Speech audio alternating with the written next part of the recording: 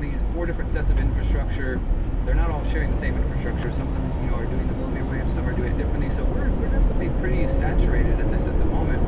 And it's not the complete blanketing like we're going to see in the coming 5 years or so. Maybe not as far as long as places like South Korea, but it's definitely prevalent here. And other than maybe a couple days ago, Rice University here in Houston, there was a couple students who said they're going to voluntarily quarantine because of a trip they made recently, but there's been no, and we have the 4th largest city in the country, international airport, people flying in and out of Houston from all over the world, and thus far we're having no major reports of outbreaks or cases or anything like that.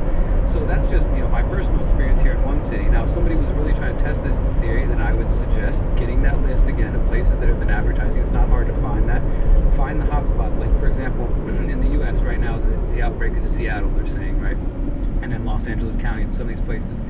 Well, if you wanted to try to prove these things together, you would then go do the research on has 5G been installed there? And even if you do, look, okay, I got a match. That still doesn't prove the theory.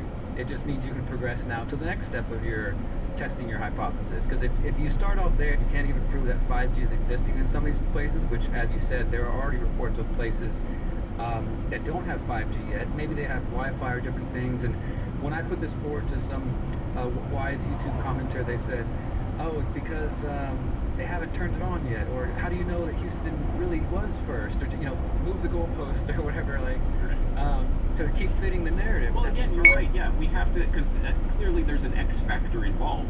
Clearly something happened in Wuhan, or we're being told something happened in Wuhan. Okay, so yeah, maybe they did something special in Wuhan, or maybe maybe the 5G is activating something. That's a hypothesis. It could be the case, but we have to then try to hone in on, okay, so what is that X factor? And again, what does that tell us about what is going to happen from here? That's really the proof in the pudding when you come up with a model that actually predicts something in the real world and lines up with that.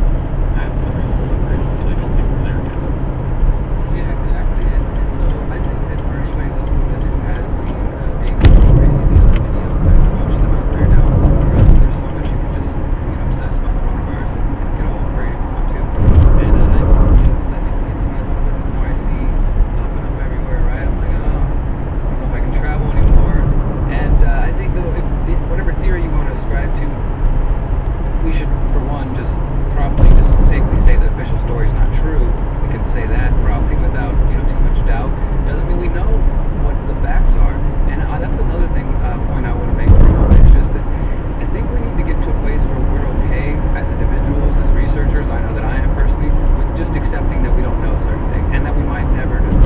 I've noticed in commenters and people online that that's something they're very averse to, and you want to again have that worldview that explains everything to you, because it's scary to feel like, oh, maybe we don't know what's going to happen. Maybe I'm going to die and never really know the full story, and nobody's going to tell me exactly what's going on, which we all work towards trying to uncover the truth.